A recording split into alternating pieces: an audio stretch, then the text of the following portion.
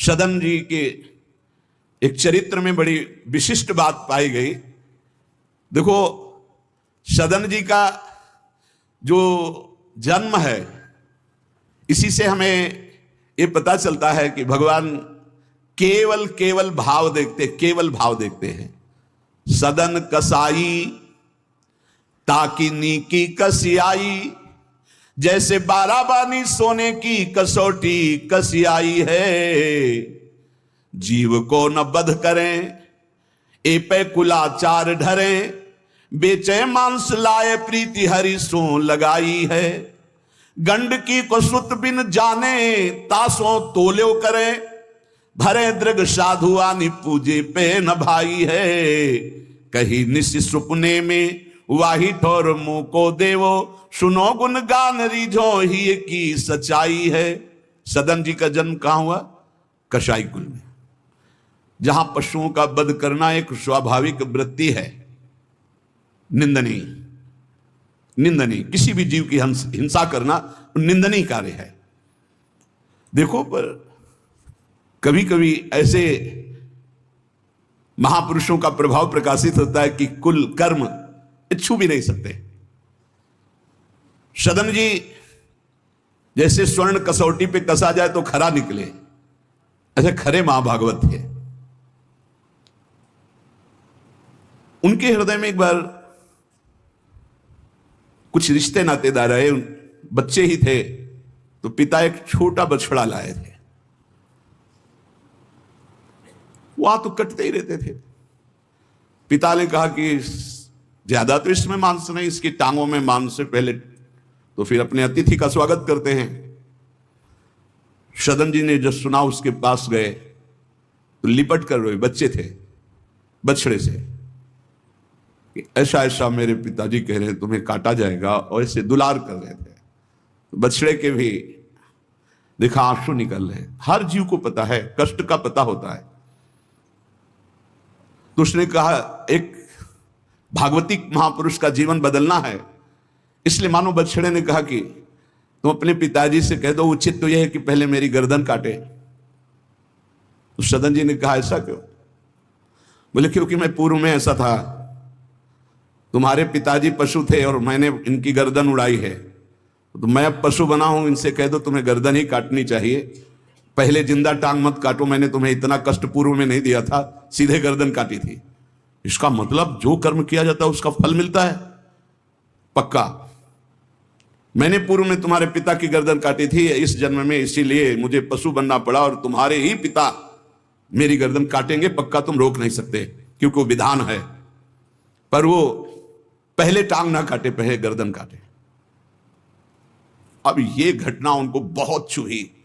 जीव को अपने कर्म का फल भोगना पड़ता है जन्म जन्मांतरों में। बच्चे ही थे, कुछ संत मंडली जा रही, यही है मत की रति गति भूति भलाई, जब जे जतन जहां जे पाई, सो जानो सत्संग प्रभाव। सत्संग का एक अमोघ प्रभाव होता है। वो संतों के सामने गए, चरणों में लौट गए, बालक थे। संत जनों ने, उठो उठो बच्चे, तो रोते हुए बोले कि हर कर्म का फल जीव को भोगना पड़ता है, कोई ऐसा साधन है जिससे कर्म का फल ना भोगना पड़े और जीवन मुक्त हो जाए, जीव मुक्त हो जाए? उनका भगवान का निरंतर नाम रटना, श्री हरि हरि नाम निरंतर रटे और स्वयं किसी जीव को कष्ट ना दे और संतों का संग करता रहे तो जीवन मुक्त हो जाएगा। बस छोटे से बालक सदन जी में बात बैठ गई, बस अंदर शुरू कर दिया, हरि श्री हरि श्री हरि श्री हरि। संतों की बात मान ले तो परम पद जेब में है। अब पिताजी जब तक रहे तब तक वो वध करते रहे जीवों का, लेकिन सदन जी ने कभी किसी का वध नहीं किया। वो कुल परंपरागत मांस खरीद लाते और उसी को मुनाफा करके बेचते और परिवार का पोषण करने लगे। एक दिन ये रास्ते में आ रहे थे तो किसी साधु का बटुआ ढीला होगा तो शालिग्राम भगवान गिर पड़े थे। इन्होंने उठाया कि अच्छा चमकता हुआ कोई पत्थर है, तो शालिग्राम भगवान को लाए। तो उन्होंने अंदाज में कि आधा 1 किलो के वजन का काम तो करेंगे, तराजू में रख दिया। हरि श्री हरि श्री हरि श्री हरि, हर समय नाम जपना। ये तो बचपन से शुरू था संतों की कृपा से। और भगवान से अंदर से समर्पण था। ये नहीं जानते थे कि शालिग्राम भगवान है, देखा ही नहीं था कभी भगवान के शालिग्राम रूप को। अब जैसे कोई कहता कि 5 किलो दो, तो 5 किलो शालिग्राम बन जाते, 2 किलो तो 2 किलो दो। अब तो बहुत बढ़िया काम की बाट बदलने की जरूरत नहीं, एक ही बाट में जितना मांगो उतना दे देंगे और ठीक वजन उतना ही होता, कभी किसी को संशय नहीं हुआ। एक दिन वो संत समागम करते ही थे तो एक संत भगवान आए। कोई इनके यहां ये भेद नहीं मानता था कि अमुक कुल के, क्योंकि इतने महाभागवत थे। संतों के चरणामृत लेना, उनके पास बैठकर सत्संग करना, तो संत जन इनके यहां आकर के बैठते थे। इनके यहां आकर के थोड़ी देर भगवत चर्चा, बड़े उच्च कोटि के भाव सदन जी के प्रकाशित थे। तो एक संत भगवान ने देखा कि ये तो बड़े सिद्ध शालिग्राम हैं, इनमें तो चक्र का चिन्ह भी है और ये इससे मांस तोलते हैं। अश्रुपात होने लगे संत जी के कि ऐसा अनर्थ करते हो, तुम भगवान के भक्त हो। संत जी ने सदन जी से बताया कि ये जानते हो तुम्हारे बांट नहीं है, स्वयं शालिग्राम भगवान है, और इतना घृणित कार्य कि तुम इनसे एक तरफ मांस और एक तरफ शालिग्राम। बड़ी बड़ी उनको व्यथा हुई। सदन जी ने कहा मुझे कुछ पता नहीं, मैं नहीं जानता, मेरे लिए तो ये बहुत सिद्ध बांट है, मैं जितना ग्राहक मांगता है उतना ही, आधा किलो तो आधा किलो, 5 किलो तो 5 किलो बन जाते हैं। आप देखो अपने कुल कर्म को कर रहे हैं और नाम जप कर रहे हैं और संतों की कृपा है। तो देखो अचानक रास्ते में भगवान शालिग्राम जी मिले थे। उन्होंने कहा अगर ये भगवान है तो आप ले लो, हम तो सेवा पूजा कुछ जानते नहीं, आप इनको ले जाओ। संत जी ले गए और देखो ये हृदय में बैठा लीजिए, संत मिले मतलब आखिरी जन्म हमारा है। विश्वास अगर कर ले, पक्का समझ लीजिए ये तुम्हारा विश्वास काम करेगा। संतों के चरणों का सानिध्य मिला तो देखो सदन जी हरिनाम जपने लगे, सदन जी के हृदय में संतों की प्रति प्रियता बढ़ी, शालिग्राम भगवान मिल, सब बानक बन जाता है। अब संत जी शालिग्राम भगवान को ले गए, एकांत में जाकर के भगवान का पंचामृत से अभिषेक किया और इसके बाद वेद की स्तुति की, पुरुष सूक्त, शास्त्र शीर्षा पुरुषा सहस्राक्षा शास्त्रपात। भगवान को बिल्कुल अच्छा नहीं लगा। देखो भगवान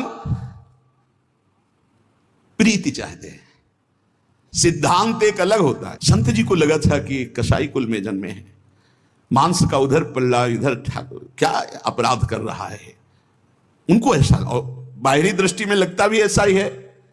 तो कहा भयो जो पे बड़े कुलहू में जन्म भयो, जप तप नेम व्रत साधन अपार है। कहा भयो तीर्थ अनेकन गमन किए, गयो नहीं जौलो निज मन को विकार है।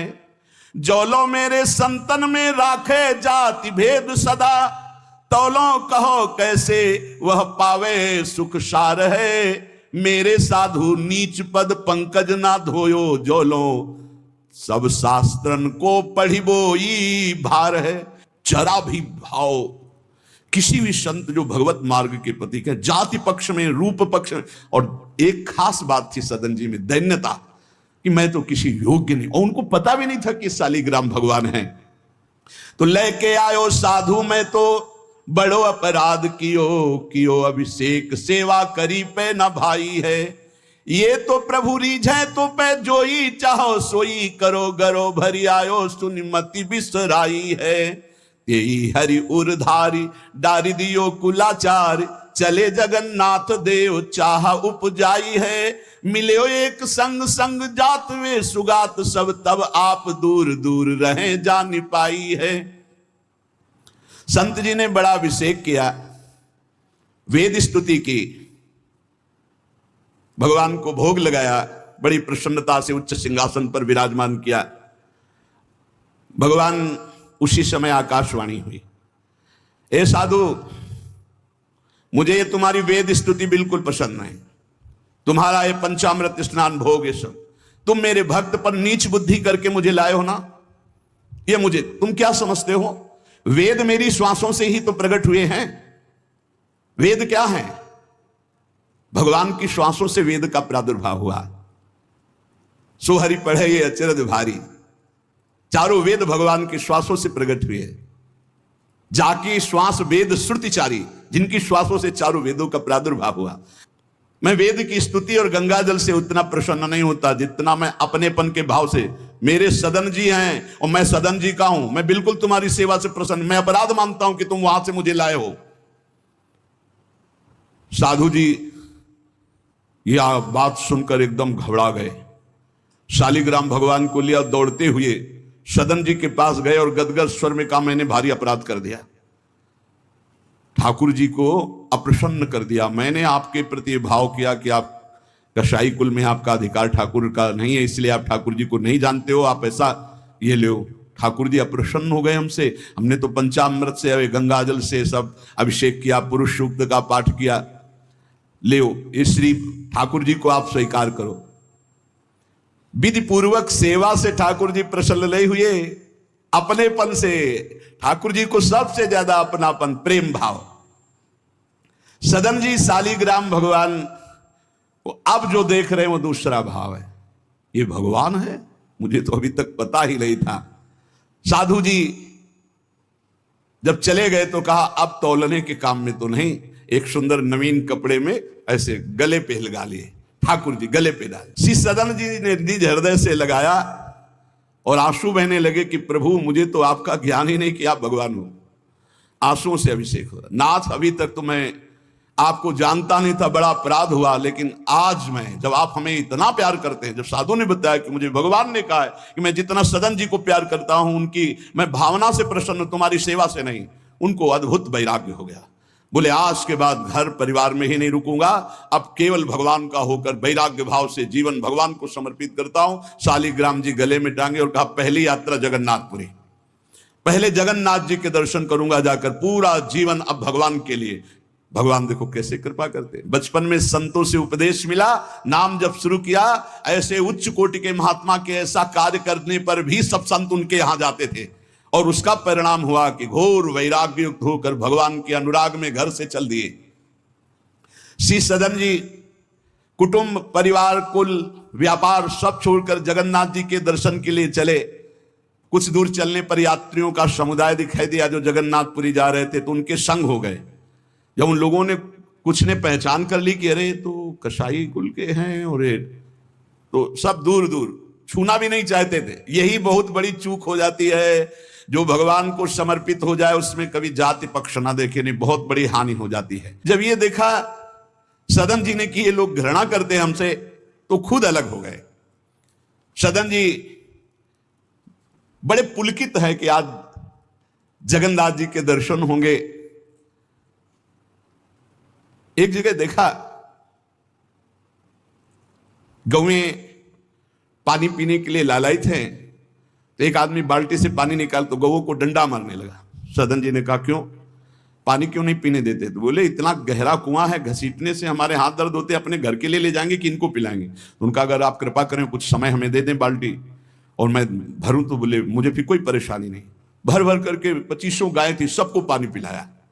शाम हो गई, पानी खींचने में पिलाने में समय लगा, तो उन्होंने सोचा गांव में भिक्षा मांग लेते हैं और आज रात्रि कहीं एकांतवास कर लेते हैं, सुबह जगन्नाथ जी के दर्शन करेंगे। तो आयो मग गांव भिक्षा ले नई ठाव गयो, नयो रूप देखी को तियारी जी परी है, बैठो याही ठौर करो भोजन निहोरी कहो, रहो निसि सोई आई मेरी मति हरी है, ले वो मुंह को संग गरो काटो तो न होए रंग, बूझी और काटी पति ग्रीव पे न डरी है, कही अब पागो मोशो ना तो कौन तो सो मोसो, सुर करी उठी इन मार्यो भीर करी है। बहुत कठिन है वैराग्य लेकर भगवान के मार्ग में परम दयालु स्वभाव श्री सदन जी जगन्नाथ जी के दर्शन करने। रास्ते में एक घर में आवाज लगाई, भिक्षाम दे। भगवान की लीला, एक स्त्री निकली भिक्षा ले, देखा रूप तो जो भगवान का नाम जब करते हैं, भगवान आश्रित होते हैं, उनका रूप अलौकिक होने लगता है। एक दिव्य आकर्षण होता है जो सबके चित्त को आह्लाद प्रदान करता है, क्योंकि आनंद स्वरूप भगवान का निरंतर चिंतन होता है। उसके प्रभाव से मुखाकृति में एक अद्भुत लावण्य, एक अद्भुत आकर्षण होता है। वो स्त्री ने देखा कि नवयुवक भिक्षुक तेजस्वी, वो रीझ गई, देखते ही रीझ गई, और उसने कहा कहीं मांगने की जरूरत नहीं, आप यहां बैठो और भोजन करो। सदन जी ने कहा हमें पाना तो है ही, जब आप पवाने के लिए कह रही तो पवा दीजिए। स्वाभाविक, क्योंकि अभी वैराग्य मार्ग में निकले। उस स्त्री ने प्रार्थना की, भोजन बना के पवाया और कहा प्रभु यदि आज रात्रि यहीं विश्राम कर लें तो आपको क्या, सुबह जगन्नाथपुरी चले जाइए। आपने उस स्त्री के विशेष आग्रह को स्वीकार करके उसके घर में शयन करना स्वीकार कर लिया। जब उसके पति सो गए तो रात्रि में उठ करके आई और आपके पास आकर बोली कि मैं आपको देख करके काम से पीड़ित हो चुकी हूं, अतः आप मुझे स्वीकार कीजिए और मैं सदा सदा के लिए आपके साथ के लिए चल दूंगी। सदन जी ने कहा यदि तू मेरा गला भी काट डाले तो भी मैं तुझे स्पर्श नहीं कर सकता, क्योंकि तेरा पति है। अच्छा, उसने गलत अर्थ ले लिया। उसके भाव में आया कि अगर पति है तो ये स्पर्श नहीं करेंगे, अगर पति ना हो तो स्वीकार कर लेंगे। कुआ मदांधो मदना तुरो, अंधों में भी अंधा कौन है, बोले जिसमें काम जागृत हो जाए। वो ऐसे काम से व्याकुल हो गई कि सोते हुए अपने पति का बिल्कुल भी प्रियता न रखते हुए गला काट दिया और आकर बोली सदन जी से कि अब मुझे स्वीकार करो, आपको पति का भय था ना, गला काट दिया। सदन जी ने कहा कि तू कितनी नीच है, जब तू अपने पति का गला काट दिया तो तू कितनी नीच है, इतना सोचा है? वैसे ही मैं तुझे स्पर्श नहीं करता, अब तो तुझे देखना भी नहीं। तो स्त्री ने कहा मुझे ऐसा मत समझो कि मैं तुम्हें भी बख्श दूंगी, तेरे कारण मैंने अपने पति का गला काटा है तो फिर तू भी नहीं बच सकता। तो सदन जी ने कहा क्या कर सकती हो? तो उसने कहा मुझे स्वीकार करो, नहीं उच्च स्वर से अभी हल्ला मचाती हूं। माया का विचित्र तांडव, और मैं जोर जोर से सबको कहूंगी कि मेरे साथ गलत करना चाहता था, मैंने रोका, मेरे पति ने रोका, मेरे पति का गला इसने काट दिया, इसलिए अभी कहती हूं मैं आजीवन तुम्हारे साथ रहूंगी, मुझे ले चलो। सदन जी ने कहा गला कटवाना बर्दाश्त है लेकिन स्पर्श नहीं कर सकता। ये सब चूकों की चूक का पूर्ण आहुति, इससे पूर्णता हो गई। मैं धर्म के विपरीत नहीं चल सकता, तू चाहे मेरा गला तू काट दे या समाज से कटवा दे।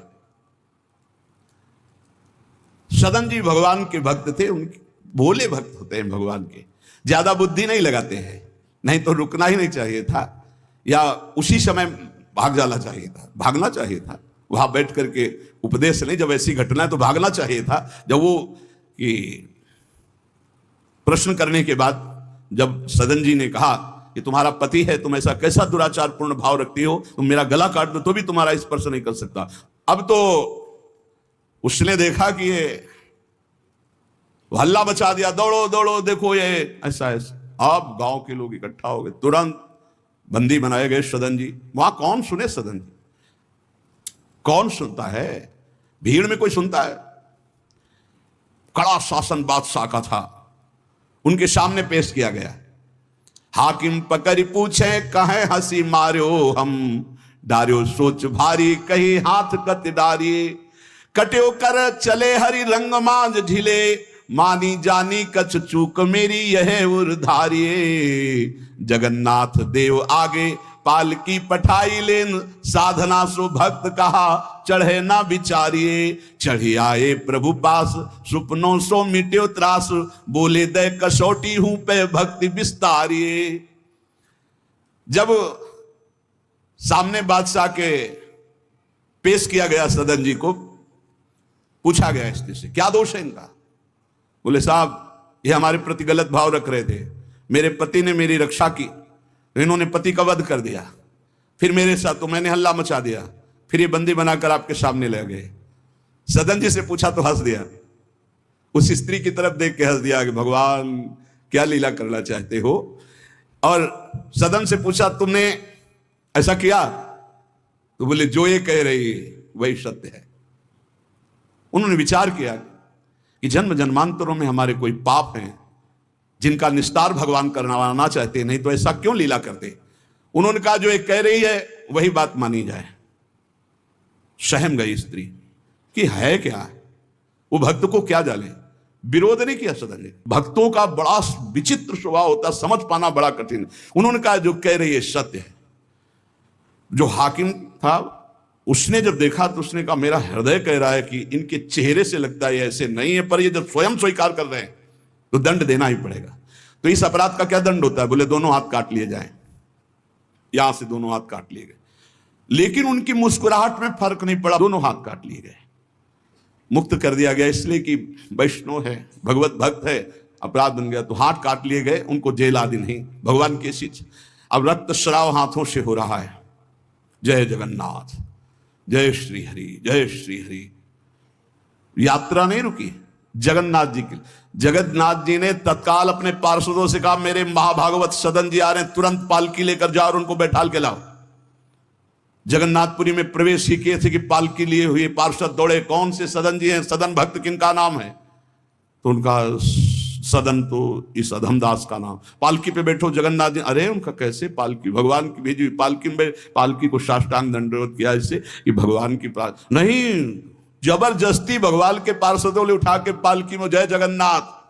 सदन जी सोचे कौन सी लीला है, वहां हाथ कटवा रहे। या इतना बड़ा सम्मान कि किसी को नहीं मिल सकता। जगन्नाथ जी के पार्षद पालकी लेकर जब जगन्नाथ जी के सामने गए तो आंख में आंख मिलाई और कहा प्रभु इच्छा तो थी कि हाथ जोड़कर आपको, पर अब हाथ ही नहीं, तो ऐसे ही जीव किया तो जैसे स्वप्न में दुख मिला था जागते ही खत्म हो जाता है, ऐसे ही कोई पीड़ा नहीं, कोई हाथ कटे नहीं, पूरे नवीन हाथ और साष्टांग भगवान को दंडोत। भगवान ने कहा कि तुम हमारी कसौटी में पास हुए, जाओ तुम्हारे द्वारा इस जगत में भक्ति का विस्तार हो।